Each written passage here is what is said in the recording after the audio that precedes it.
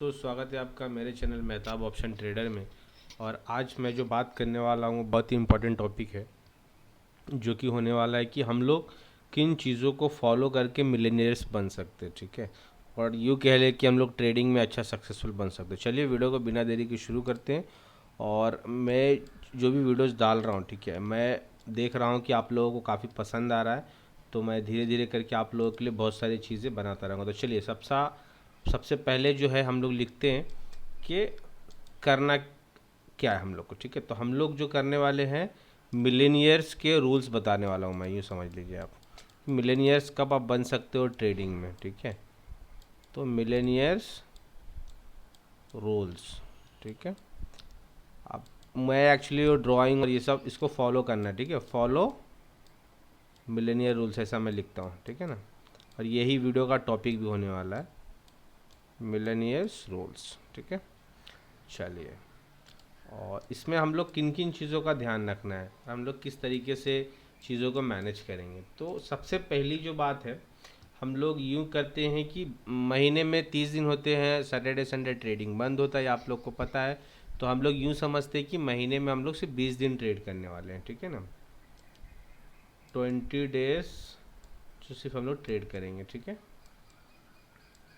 20 days month per month, 20 days per month, यूँ कह लीजिए कि ट्रेडिंग सेशन। ठीक है, 20 डेज। अब आपके पास कोई ऐसी स्ट्रैटेजी है, ठीक है ना, तो आपके पास ऐसी स्ट्रैटेजी है जिसका विनिंग रेट जो है वो 50% है। ठीक है, अब मैं वो लिखता हूँ,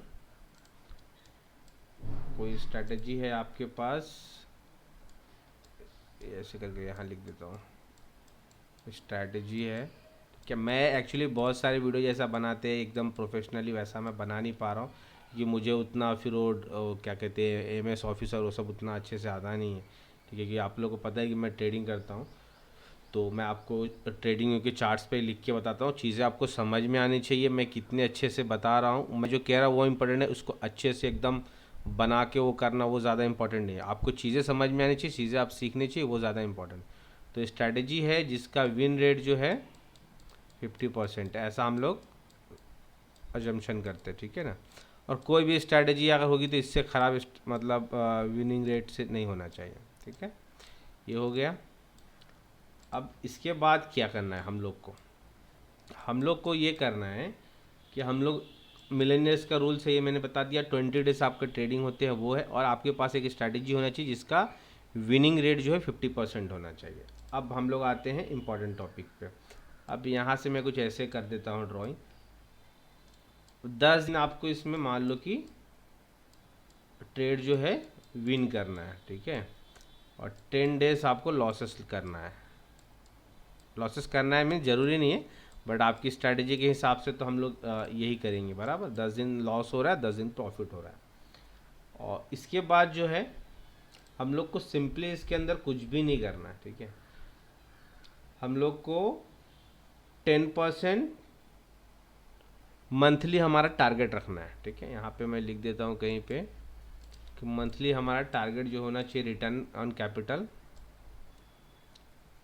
मंथली मंथली रिटर्न टारगेट, मतलब आपका जो कैपिटल है उसके ऊपर आपको रिटर्न क्या एक्सपेक्ट करना चाहिए, बहुत ज़्यादा नहीं करना चाहिए, 10% रखना चाहिए मिनिमम। आप 20-30 करते हैं तो बहुत अच्छा है। ठीक है ना, ये एक चीज़ हो गई।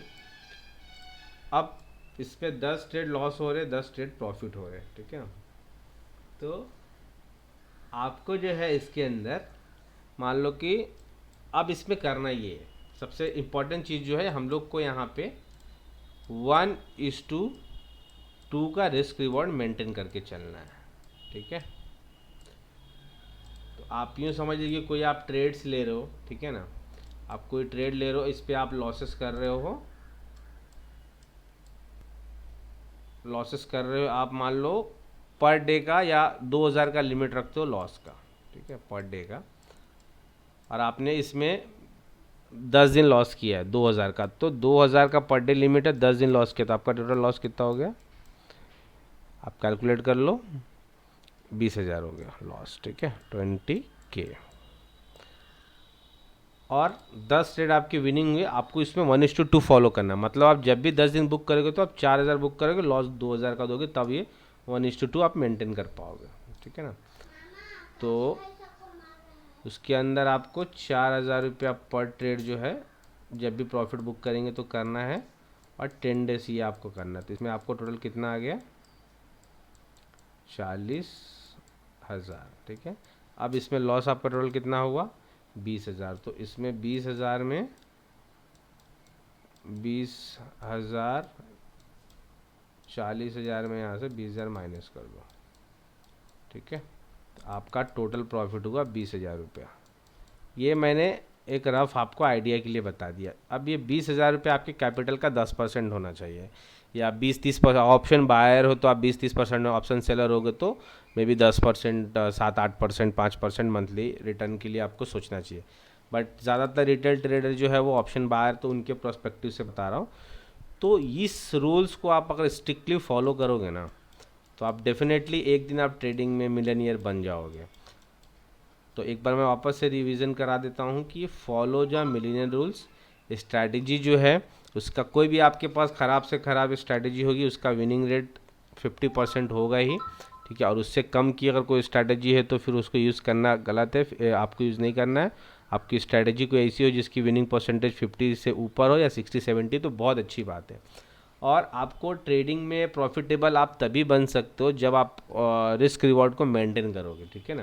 तो इसको हम लोग बोलते हैं रिस्क रिवॉर्ड। और रिस्क रिवॉर्ड जब तक आप मेंटेन नहीं करोगे, आरआर बोलते हैं इसको, रिस्क रिवॉर्ड, जब तक आप इसको मेंटेन नहीं करोगे, आप कितनी अच्छी 100% वाली भी 90% वाली भी स्ट्रैटेजी लोगे और रिस्क रिवॉर्ड मेंटेन नहीं करोगे, तो आप ओवरऑल लास्ट में लॉस में ही रहने वाले हो। तो सबसे इंपॉर्टेंट चीज़ जो है ये है रिस्क रिवॉर्ड मार्केट के अंदर, जिसको आपको फॉलो करना है, और यही मिलियनियर्स का रूल है, समझ लो आप।